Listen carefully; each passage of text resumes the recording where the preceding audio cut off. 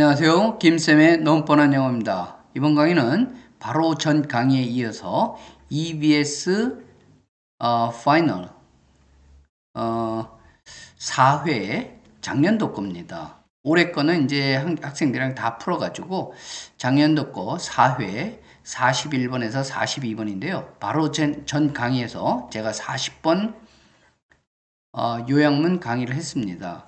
그래서 이제 형광펜 칠한 것을 제 블로그도 올리고 또 좀 유명한 영어 카페에다가 다 올렸는데 한 분이 이런 질문을 하시더라고요.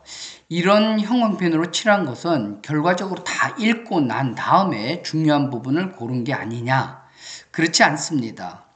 저는 어떤 대형 학원이나 그런 데서 인강 선생님들하고 좀 다른 게 뭐냐면 이런 문제를 제가 형광펜으로 칠한 것은 학생들과 같이, 저는 뭐 소규모로 하는 학원을 운영하기 때문에 학생들과 같이 제가 어떻게 이렇게 중요한 부분을 칠하는가를 학생들 보고 풀라 그러고 저도 풀어본 겁니다. 같이 풀면서 칠했기 때문에 그러면은 저도 다른 문제를 못할 수도 있지 않습니까? 그리고 이렇게 잘 못 칠하고 이게 무슨 문장이야? 이게 무슨 지문이지? 이게 무슨 뜻이지? 이렇게 모르는 지문이 있으면 저도 그냥 학생들한테 야 이건 너무 어렵다. 이건 넘어가자. 이런 식으로 얘기합니다. 그래도 학생들이 저의 실력에 대한 신뢰가 있기 때문에 제가 자신 있게 그렇게 얘기할 수 있는 것이죠. 자, 일단 첫 문장 무조건 잘 읽어야 됩니다.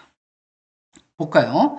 starting point, 출발점, 시작점은 don't have to be positively justified. don't have to 참 많이 나오죠. 뭐뭐 할 필요가 없습니다. 출발점은 긍정적으로, 적극적으로 정당화될 필요가 없다. 그죠? 그러니까 positively란 말이 여기서 좀 신경 쓰이긴 해요. 정당화, 처음의 출발점이 어떤 시작이 정당화될 필요가 없다는 얘기입니다.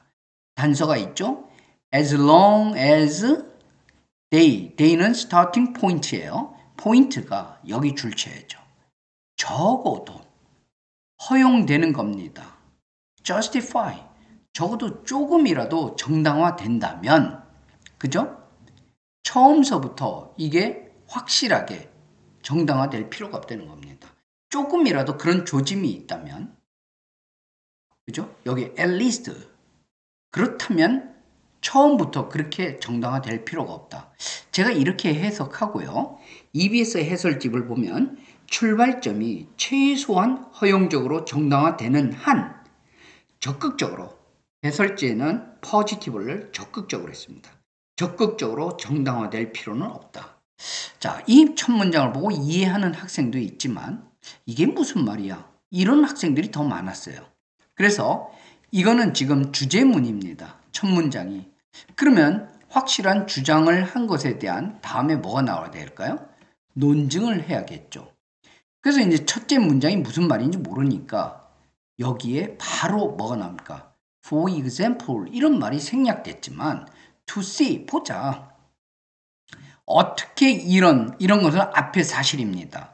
스타팅 포인트가 정당화될 필요가 없다. 처음서부터 조금이라도 정당화될 수 있다면 자, to see how this work 보기 위해서 imagine for example이나 마찬가지입니다.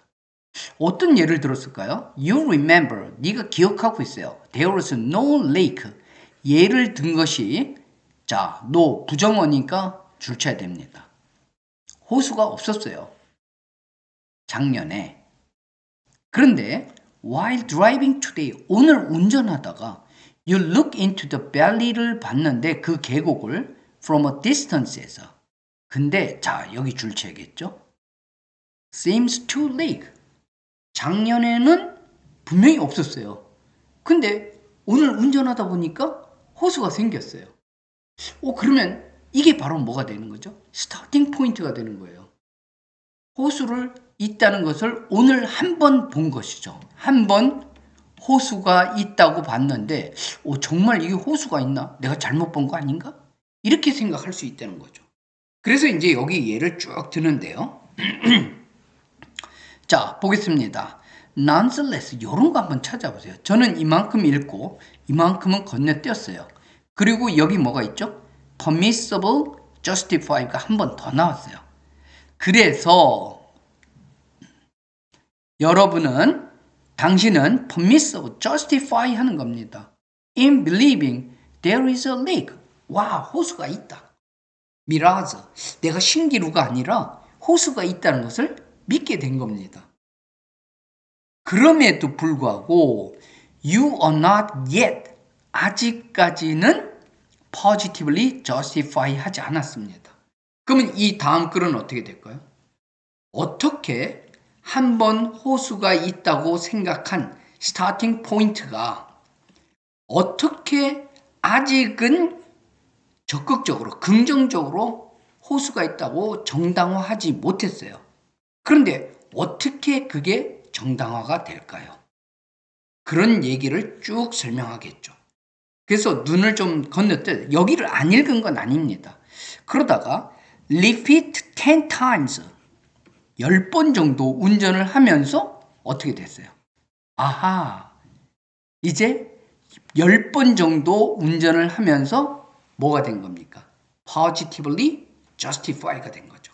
작년에 없었는데 정말로 생겼구나. 오늘 한 번 봤어요. 그러다가 내일 또 운전하다가 또 봤어요. 이렇게 10번 정도 보게 되니까 어떻게 됐다고요? 이제 확신이 서게 됐다는 이런 얘기죠. 자, 볼까요? 그래 놓고 given that assumption. 자, 이런 거 많이 읽었어요. Your collection of visual experience입니다. 다른 각도에서 어떻게 돼요?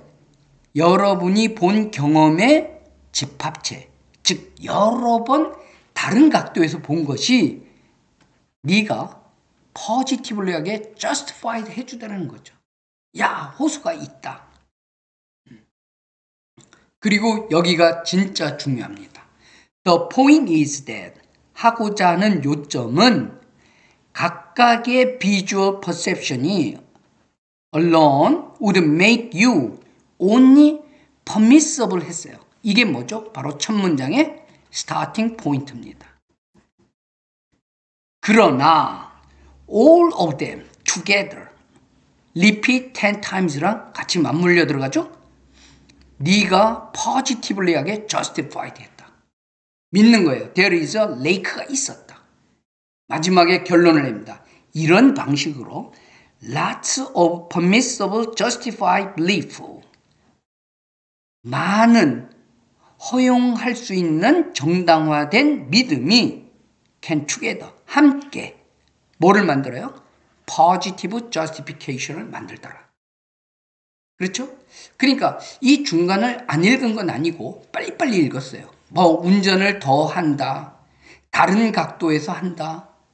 이렇게 읽다가 아 그래 알겠어 무슨 말인지 이러면서 그냥 눈을 확 건너떠서 마지막으로 한번 읽어본 겁니다.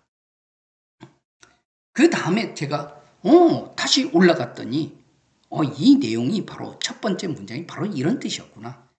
시작은 작았는데 이게 여러 번 반복되면 어떻다는 겁니까?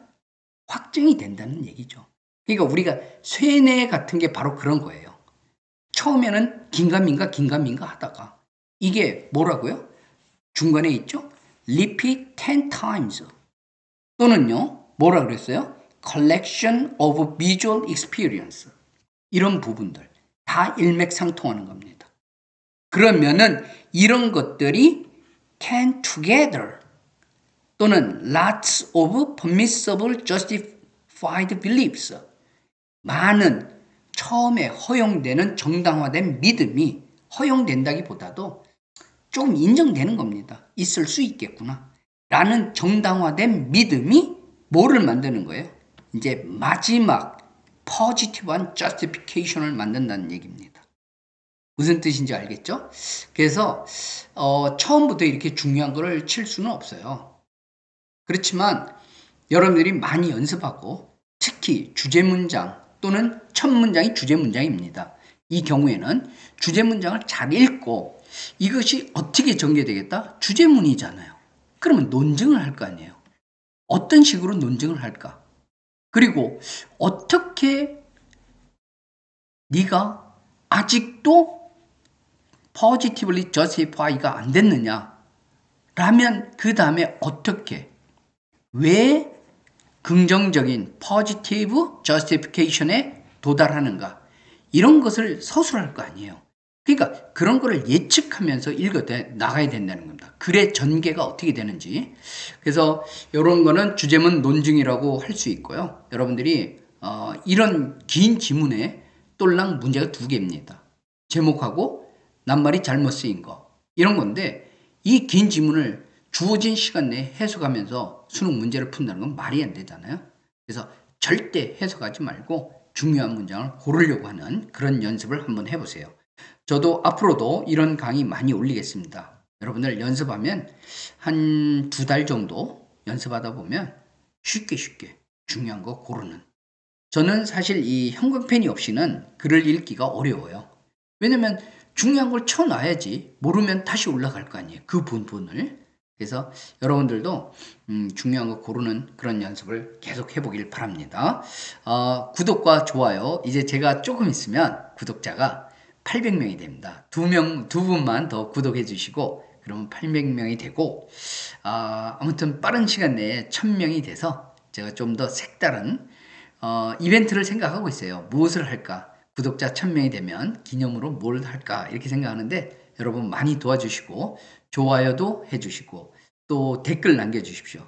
아주 건설적인 토론 언제든지 환영합니다. 감사합니다.